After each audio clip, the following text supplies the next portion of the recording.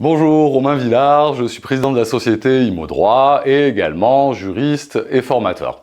Aujourd'hui, je vais vous parler d'une problématique très intéressante relative au bail commercial qui va nous permettre de refaire un point rapide sur le bail dérogatoire, sur la convention d'occupation précaire que l'on appelle souvent bail précaire, et enfin sur un grand principe du droit qui a été mis en avant par la Cour de cassation en 2024. Je vous rappelle la situation. Un propriétaire bailleur signe avec un locataire une convention d'occupation précaire. Dans l'arrêt, il parle de bail précaire, mais peu importe, pour une durée de 23 mois directement avec la personne concernée. Ces 23 mois se terminant, un bail dérogatoire est signé pour une nouvelle durée de 23 mois, mais cette fois-ci avec la société qu'a créée la personne précédemment locataire en nom propre. Ces 23 mois se terminent et là, une nouvelle convention, un bail dérogatoire à nouveau, est signé toujours pour une durée de 23 mois, avec cette fois-ci une nouvelle société, mais dont toujours la même personne est dirigeante.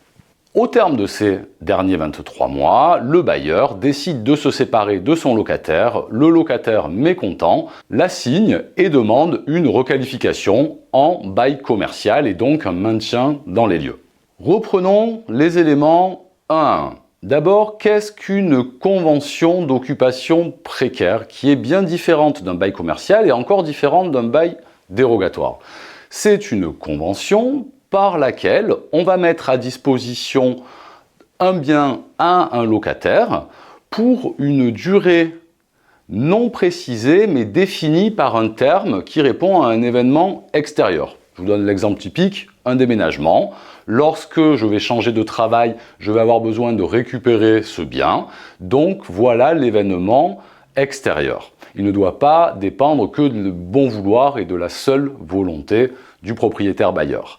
Et le deuxième élément d'une convention d'occupation précaire, très important, c'est que la mensualité, en tout cas le prix de la redevance d'occupation, doit être inférieur au prix du marché. Sans ces deux éléments, vous ne pouvez pas être qualifié de convention d'occupation précaire et c'est souvent un cas d'ailleurs de requalification en bail commercial ou d'habitation ou autre. Premier point. Deuxième point, le bail dérogatoire. Donc le bail dérogatoire est une manière souple d'anticiper un bail commercial. Alors ça peut être pour le locataire le moyen de se tester sans être lié trop longtemps à son propriétaire bailleur. Ça peut être pour le propriétaire bailleur également le moyen de tester son locataire, voir si ses affaires réussissent, etc. Ce bail dérogatoire, il a une durée maximale de 36 mois. Au-delà de 36 mois, nous tombons automatiquement dans un bail commercial si la relation perdure. Il existe des stratégies plus ou moins fines, plus ou moins légales pour essayer de prolonger cette durée.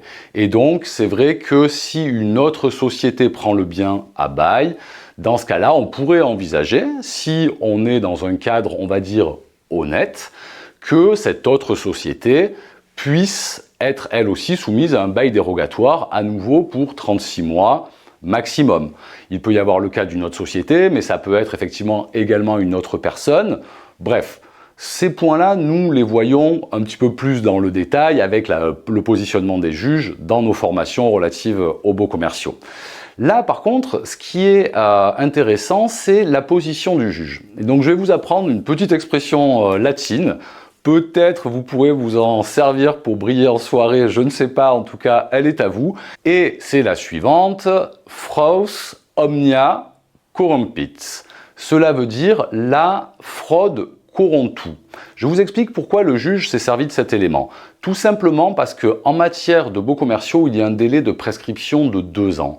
Et donc, pour faire valoir cette situation alambiquée, le locataire a mis en avant cette succession de baux ou de conventions précaires, mais le bailleur a dit, mais attendez, il y a un délai de prescription de 2 ans, les autres baux ne peuvent plus être mis en avant dans l'affaire.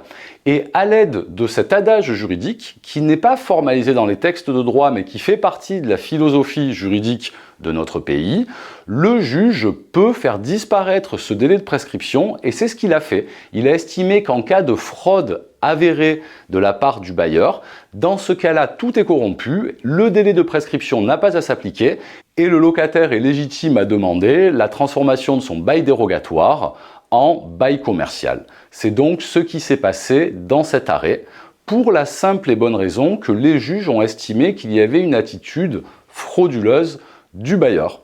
Voilà, vous avez une nouvelle expression dans votre vocabulaire, à savoir Fraus omnia corrumpit. Je vous remercie et je vous dis à bientôt en formation.